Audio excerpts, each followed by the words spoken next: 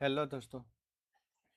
आप लोगों का स्वागत है यूट्यूब चैनल महादेव पाठशाला पर। और आज हम लोग 26 तारीख का जो करंट अफेयर्स है वो देखने वाले हैं। ठीक है, तो चलिए बिना देर के स्टार्ट करते हैं कि जो पहला सवाल बन के आ रहा है वो पहला सवाल है कि ई श्रम पोर्टल, जो ई श्रम पोर्टल है ने आज अपने लॉन्च के सफलतापूर्वक कितने वर्ष 5 वर्ष पूरे कर लिए। तो इस पोर्टल का जो प्रबंधन है यानी कि इसकी देख रेख है वो ये किसके द्वारा किया जाता है, तो किस केंद्रीय मंत्रालय द्वारा किया जाता है।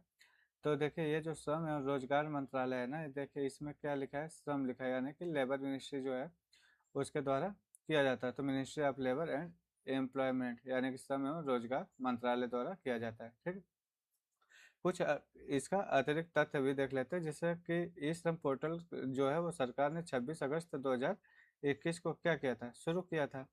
और इसका जो मुख्य काम है वो असंगठित जो अनऑर्गेनाइज क्षेत्र हैं उनको मजदूरों का क्या करना है, नेशनल एक डेटाबेस बनाना है, यानी कि पूरा डेटा इकट्ठा करना है ताकि उन्हें सरकारी योजनाओं का क्या हो सके, लाभ मिल सके। और पंजीकृत जो श्रमिक है उनको 12 अंकों का यूनिवर्सल अकाउंट नंबर यानी कि जिसको हम बोलते हैं UAN मिलता है। ठीक है, कुछ अगर और हम देखेंगे तो इसमें पाएंगे कि भारत के संविधान जो अनुच्छेद 43 है वो कहता है कि राज्य को सभी मजदूरों के लिए सही मजदूरी और काम के अच्छे माहौल का क्या करना चाहिए, प्रयास करने का निर्देश देता है। कौन देता है? आर्टिकल 43। मिनिमम वेजेज एक्ट वर्ष 1948 में क्या हुआ था, पारित हुआ था, मिनिमम वेजेज एक्ट। बंधुआ श्रम प्रणाली का जो उन्मूलन है वो अधिनियम वर्ष 1976 में आया था। मतलब आप किसी को बांध करके श्रम नहीं करा सकते, यानी कि आप जबरदस्ती किसी से काम करा रहे हो। अनुच्छेद 23 जो है वो मानव तस्करी और बेगार पर रोक लगाता है, यानी कि आप मानव का तस्करी करके आप उससे जितना मन करे उतना काम कराए, तो ये सब पे रोक कौन लगाता है? अनुच्छेद 23। अनुच्छेद 24 के अनुसार 14 वर्ष से कम उम्र के बच्चों को आप कारखाने या खतरनाक काम में नियोजित नहीं कर सकते। यानी कि 14 साल से कम अगर कोई बच्चा है तो ध्यान रखना है आपको, क्योंकि ये एक क्या है, आपका एक अपराध है। तो ये कम उम्र के बच्चों को आप कारखाने में भी नहीं लगा सकते और ऐसा कोई भी काम नहीं करा सकते जिससे उसको खतरा हो। आपने ये भी चीजें देखी होंगी कि अभी एक मामला उठा था कि इस इनको वैभव सूर्यवंशी के ऊपर, तो वैभव सूर्यवंशी जो है इनसे क्यों कराया जा रहा है, एक व्यक्ति ने इनके खिलाफ दायर भी किया था। ठीक है, ILO की जो स्थापना है वो वर्ष 1919 में हुआ था। ILO क्या है, तो ये इंटरनेशनल लेबर ऑर्गेनाइजेशन है। ये पूरी मतलब वर्ल्ड में जितने भी लेबर है उनके लिए ये काम करती है। ठीक, ILO का जो मुख्यालय है वो कहाँ पर है, तो ये जिनेवा में है, स्विट्जरलैंड में है। जबकि 1 मई को इंटरनेशनल लेबर डे यानी कि अंतर्राष्ट्रीय श्रम दिवस के रूप में मनाया जाता है। ये भी चीज़ें आपको मालूम है। लेबर विषय जो है वो कंकरेंट लिस्ट में आता है और ई श्रम से जुड़े पंजीकृत श्रमिकों के लिए दुर्घटना बीमा कवर का प्रावधान भी किया गया है।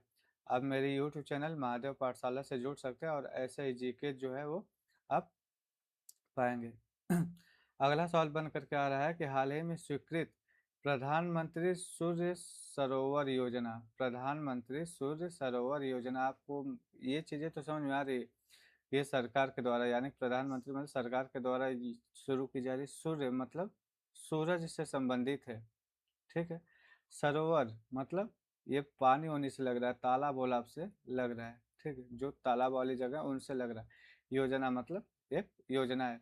का उद्देश्य भारत में सौर ऊर्जा के किस अनुप्रयोग मॉडल को बढ़ावा देना। देखिए सौर ऊर्जा की बात हो रही है, सौर ऊर्जा मतलब सूर्य की बात होगी ना, तो ये किससे है, तो ये आपका जो फ्लोटिंग सोलर सिस्टम है, फ्लोटिंग सोलर सिस्टम, फ्लोटिंग का मतलब तैरने वाला, सोलर का मतलब सौर ऊर्जा सिस्टम की बात की जा रही है। तो देखिए अब योजना का जो उद्देश्य है, जलाशय, मैं बोला आपको जलाशय मतलब जो सरोवर होता है, जलाशय, झील, बांध के ऊपर तैरते हुए सोलर पैनल लगाकर बिजली उत्पादन को बढ़ावा देना है। इससे भूमि की जो है वो बचत के साथ साथ पानी के वाष्पीकरण को भी कम करने में मदद मिल सकती है। कहने का मतलब ये है कि जैसे अगर आप मान लीजिए ये जमीन है, अगर सोलर पैनल आप यहाँ पे लगाएंगे तो ये जो जमीन होती है ये क्या होगी, घिरेगी। तो इनके कहने का तात्पर्य है कि जमीन पे न लगा करके ये जो पानी वाली जगह होती है इनके ऊपर सोलर पैनल लगा दो। तो इनके ऊपर सोलर पैनल लगाने का मतलब क्या है कि जो वाष्प होता है वाष्पीकरण एक तो कम हो जाएगा, यानी कि कम वाष्पीकरण होगा, और ऊपर से हमारा जो काम है वो भी हो जाएगा। काम का मतलब ये है कि एक तो भूमि की बचत हो जाएगी, ऊपर से पानी का वाष्पीकरण कम होगा। तीसरी बात ये है कि हमें बिजली की भी आपूर्ति होगी, ठीक है। यानी कि सरकार का जो उद्देश्य है वो भी पूरा हो जाएगा। अब कुछ स्टैटिक जीके देख लेते हैं कि भारत की सौर ऊर्जा क्षमता पिछले मतलब क्षमता जो है वो पिछले दशक में बहुत तेज क्या हुआ, वृद्धि हुआ, ये बात सही है।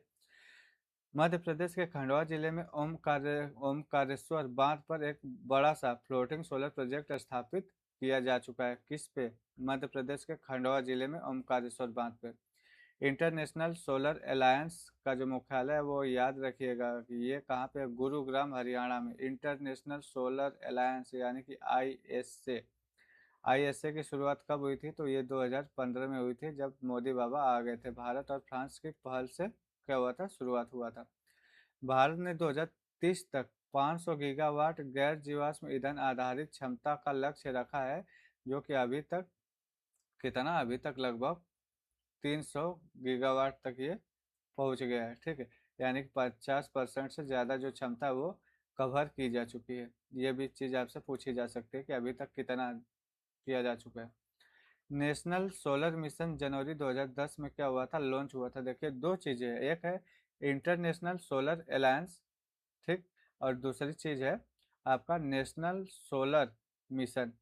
नेशनल सोलर मिशन ये इंडिया के लिए, और ये जो आईएसए है ये पूरा वर्ल्ड के लिए, ठीक है। सोलर सेल में सिलिकॉन जैसी अर्धचालक सामग्री का प्रयोग किया जाता है, ये तो आपको मालूम है।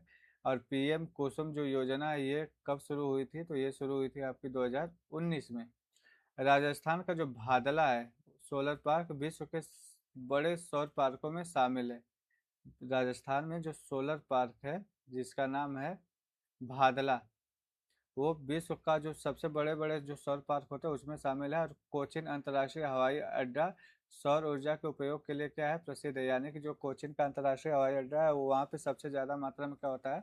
सौर ऊर्जा का उपयोग होता है, ठीक है। अगला सवाल बन के ये आ रहा है कि इलेक्ट्रॉनिक्स और सूचना प्रौद्योगिकी मंत्रालय यानी कि MEITY ने हाल ही में 62,500 करोड़ रुपए की एक बड़ी योजना जो है MPMS अधिसूचित की है। MPMS में एम का क्या मतलब है? तो एम का जो मतलब है वो निकल करके आता है मोबाइल फोन। बात आप ये समझिए कि MPMS का जो अर्थ है वो है कि मोबाइल फोन मैन्युफैक्चरिंग स्कीम, ठीक है।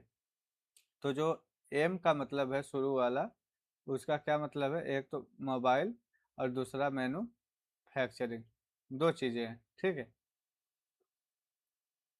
एक तो मोबाइल है और दूसरा मैन्युफैक्चरिंग है, ठीक। तो इसका उद्देश्य भारत में मोबाइल फोन और संबंधित जो पुर्जों के घरेलू विनिर्माण को बढ़ावा देना। सीधी सी बात ये समझिए कि MPMS जो है, देखिए मोबाइल फोन मैन्युफैक्चरिंग क्या है? स्कीम है। यानी कि मोबाइल फ़ोन को क्या करना है? मैन्युफैक्चर करना है, यानी कि बढ़ाना है, ठीक है। तो यही इसका क्या है? एक उद्देश्य है, ठीक। अब आप कुछ स्ट्रेटेजी जीके देख लीजिए। जैसे भारत चीन के बाद दुनिया के बड़े मोबाइल फ़ोन विनिर्माण केंद्रों में क्या है? शामिल है। चीन के बाद सबसे ज़्यादा भारत। PLI योजना मार्च 2020 में शुरू की गई थी, और इंडिया सेमीकंडक्टर मिशन वर्ष 2021 में शुरू किया गया था। यानी कि जो सेमीकंडक्टर होते हैं उनको बढ़ावा देने के लिए एक योजना मिशन शुरू किया गया था। यानी कि एक योजना शुरू किया गया था जिसका नाम था इंडिया सेमीकंडक्टर मिशन। कब? 2021 में। कैलिफोर्निया की जो सिलिकॉन वैली है, तो सिलिकॉन वैली तकनीकी उद्योग के लिए क्या है? प्रसिद्ध है। कौन सी? कैलिफोर्निया की सिलिकॉन वैली। हमारे यहाँ सिलिकॉन वैली किसको बोला जाता है? तो बेंगलुरु को। बेंगलुरु को भारत की सिलिकॉन वैली कहा जाता है। जैसे कैलिफोर्निया में एक सिलिकॉन वैली है, और बेंगलुरु बेंगलुरु जो है वो भारत की सिलिकॉन वैली है, ठीक है। यानी कि आप यूँ कर सकते हैं कि भारत जो है वो कैलिफोर्निया की सिलिकॉन वैली जैसे बेंगलुरु है। इंटीग्रेटेड सर्किट यानी कि जो IC है, आविष्कार में जैक किल्बी का महत्वपूर्ण योगदान था। और ट्रांजिस्टर का जो आविष्कार है वो 1947 में जॉन बॉर्डिन, वाल्टर बर्टन और विलियम शॉकली के द्वारा किया गया था। फेमा जो है वो वर्ष 1919 में पारित हुआ था और फेमा ने पुराने FERA जो कानून है उसका स्थान लिया था।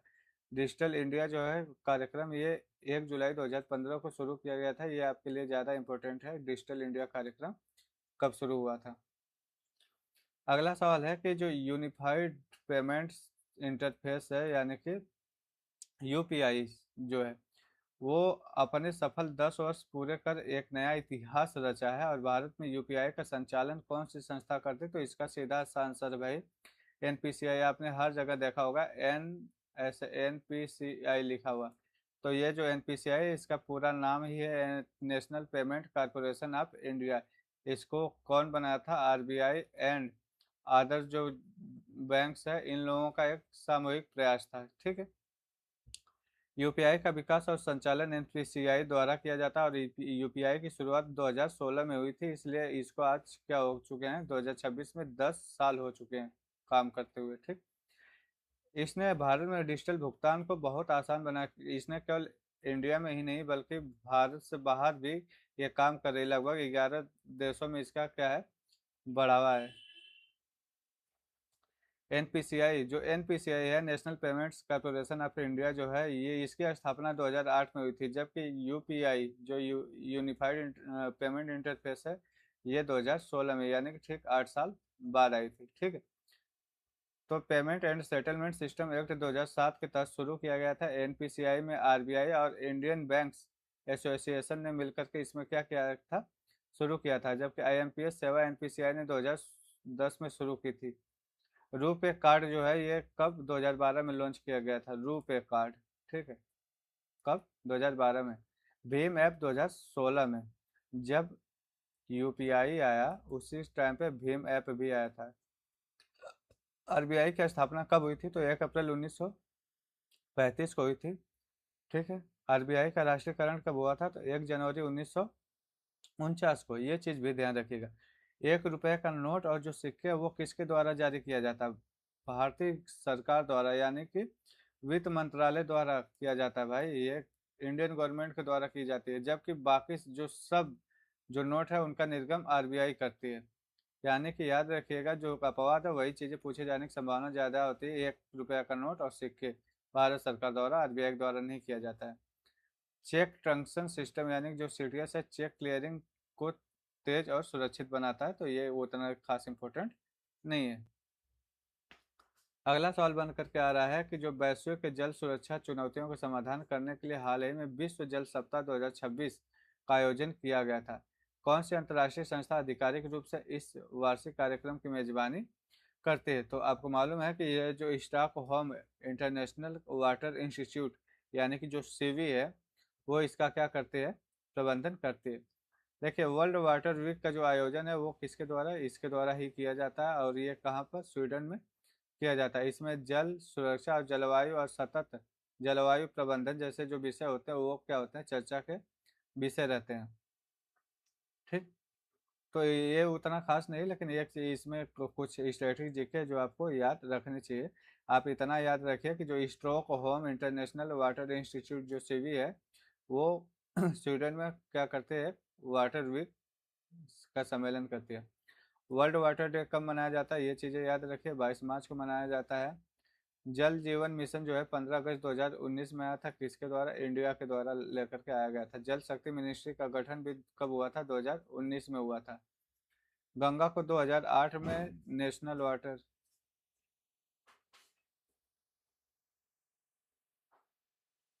गंगा को 2008 में नेशनल रिवर यानी कि राष्ट्रीय नदी का दर्जा दिया गया था। ठीक है। अमेजन नदी जो है वो जल प्रवाह के आधार पर दुनिया की सबसे बड़ी नदी मानी जाती है, और जबकि नाइल नदी को पारंपरिक रूप से दुनिया की सबसे लंबी नदी मानी जाती है। नीति आयोग ने जल प्रबंधन से जुड़े जो कुछ सूचकांक है वो क्या कर दिया, प्रकाशित कर दिया, जबकि पृथ्वी की सतह पर आप अगर देखेंगे तो 71% जो है वो जल, जो भाग है वो जल से ढका हुआ है, जबकि बाकी लैंड है। नीति आयोग की स्थापना कब हुई थी, तो नीति आयोग जो है वो 1 जनवरी 2015 को आया था। ये किसका जगह लेता है। ठीक है। अगला जो सवाल बन करके आ रहा है कि CSIR और NAL ने हाल ही में 3 स्वदेशी माइक्रो और छोटे gas turbine engine NJ05, NJ50 और NJ100 का अनावरण किया है, और इन इंजनों का मुख्य उपयोग किस में किया जाएगा। तो ये देखिए, जो अनमैन्ड एरियल व्हीकल्स होते हैं, मतलब जो हवा में उड़ने वाले जो साधन होते हैं, उसमें कोई बैठेगा नहीं, हम यहाँ से रिमोट से कंट्रोल करेंगे वो। एंड जो ड्रोन होते हैं, ड्रोन को भी मालूम है कि इसमें भी कोई बैठता नहीं है, तो इन दोनों में इसका क्या किया जाएगा, यूज किया जाएगा। ठीक है।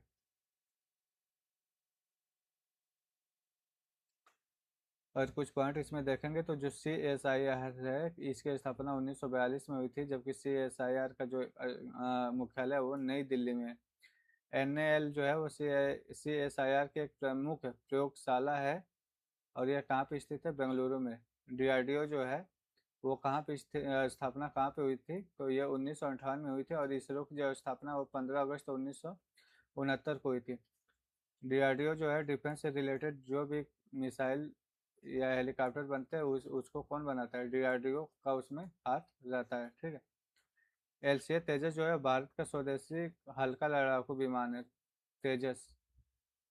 APJ अब्दुल कलाम और मिसाइल मैन ऑफ इंडिया कहा जाता है APJ अब्दुल कलाम को। ठीक है। ब्रह्मोस जो है भारत और रूस का एक संयुक्त सुपरसोनिक क्रूज मिसाइल है। कौन सा, ब्रह्मोस।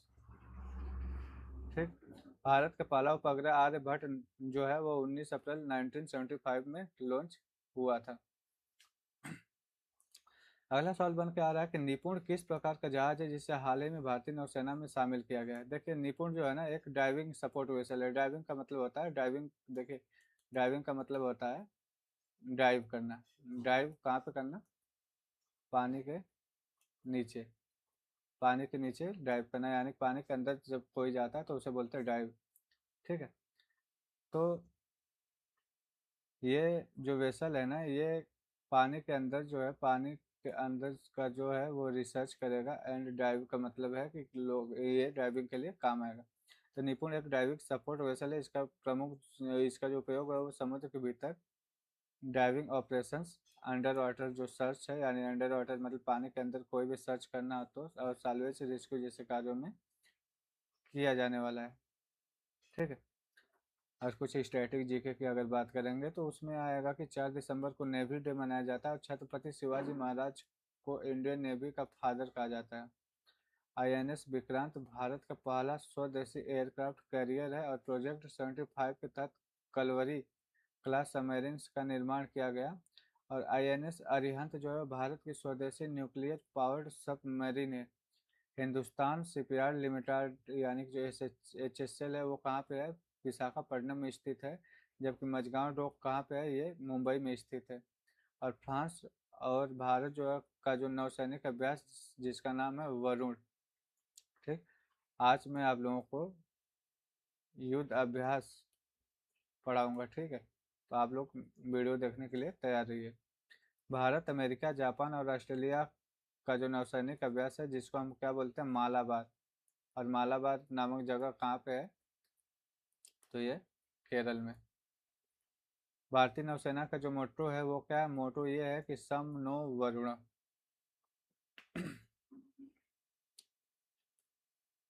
अगला सवाल बन के आ रहा है कि खिजड़िया पक्षी अभयारण्य हाल ही में ब्लैक नेक्ड स्टोर्क के प्रमुख प्रजनन स्थल के रूप में चर्चा में रहा। तो ये अभयारण्य कहाँ पर है, तो ये गुजरात का जो जामनगर है भाई साहब, वहाँ पर ये आपको मिला है, खिजड़िया पक्षी अभयारण्य। ठीक है। गुजरात के जामनगर स्थित है। यह फ्रेश वाटर और मरीन इकोसिस्टम के संगम के कारण पक्षियों के लिए बहुत महत्वपूर्ण हैबिटेट और रामसर साइट के रूप में भी जाना जाता है, यानी कि यह एक क्या है, रामसर साइट भी है। ठीक है। रामसर अगर कन्वेंशन की बात करेंगे तो 2 फरवरी 1971 को ईरान के रामसर साइट में, रामसर नामक जगह पे हुआ था। और 2 फरवरी को वर्ल्ड वेटलैंड्स डे मनाया जाता है। और तमिलनाडु भारत के सबसे अधिक रामसर साइट वाले जगहों में, टोटल इसके पास कितने हैं, टोटल 20 है। जबकि सेकंड नंबर पे यूपी आता है, यूपी के पास 13 है। ठीक है। चिल्का लेक और केवलादेव नेशनल पार्क भारत की पहली रामसर साइट बने थे। कौन, चिल्का लेक और केवलादेव नेशनल पार्क। सुंदरबन जो है वो भारत के सबसे बड़े रामसर वेटलैंड्स वाले क्षेत्रों में शामिल है। जबकि रेणुका जो लेक है हिमाचल प्रदेश की महत्वपूर्ण रामसर साइट है। गिर नेशनल पार्क जो है एशियाई शेरों के लिए प्रसिद्ध है। और आपको ये भी मालूम होना चाहिए कि अभी यहाँ पे एक जनगणना हुआ था, तो उसमें मालूम चला कि 891, शायद शायद यही नंबर है, 891 के करीब अ, जो एशियाई शेर है यहाँ पे हैं। ठीक है, भारत में 891, शायद यही नंबर है। ठीक, मैं अभी मिस कर रहा हूँ इसको। जिम कॉर्बेट नेशनल पार्क जो है भारत का सबसे पुराना राष्ट्रीय उद्यान है। जिम कॉर्बेट नेशनल पार्क, याद रखिएगा ये कहाँ पे है, ये आपका यूके में है, उत्तराखंड में। प्रोजेक्ट टाइगर कब स्टार्ट किया गया था, तो देखिए प्रोजेक्ट टाइगर 1 अप्रैल 1973 को स्टार्ट किया गया था।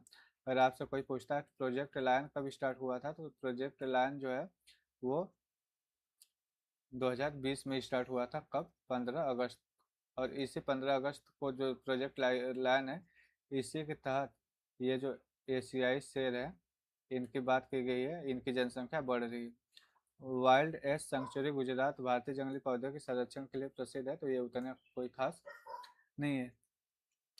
अब आगे देखेंगे कि सेबी के अध्यक्ष के रूप में नेतृत्व करने वाली पहली महिला कौन बनती है, तो वो है माधवी पुरी बुच। ठीक है, माधवी पुरी बुच जो है वो सेबी की चेयरपर्सन बनने वाली पहली महिला थी।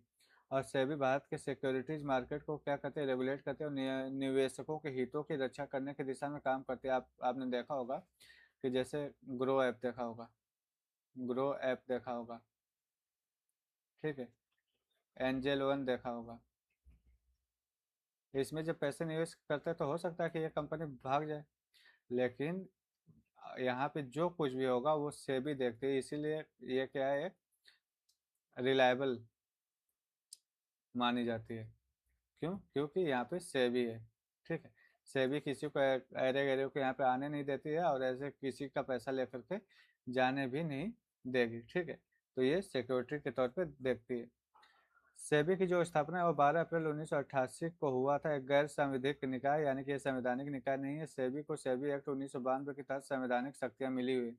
सेबी का जो मुख्यालय है वो कहाँ पर है, ये मुंबई में है। और संविधान के अनुच्छेद 324 के तहत इलेक्शन कमीशन का क्या है, प्रावधान है। चीफ इलेक्शन कमिश्नर्स का जो कार्यकाल है वो संबंधित संवैधानिक या संवैधानिक प्रावधानों के अनुसार होता है। तो आई होप कि आपको जो वीडियो है पसंद आई हो। अगर पसंद आई हो तो आप इसको लाइक करें, सब्सक्राइब करें, और मुझे बताइए कि कौन से टॉपिक पे आपको वीडियो चाहिए, क्योंकि मैं खुद आप लोगों का वेट करता हूँ। ठीक है, तो थैंक यू सो मच।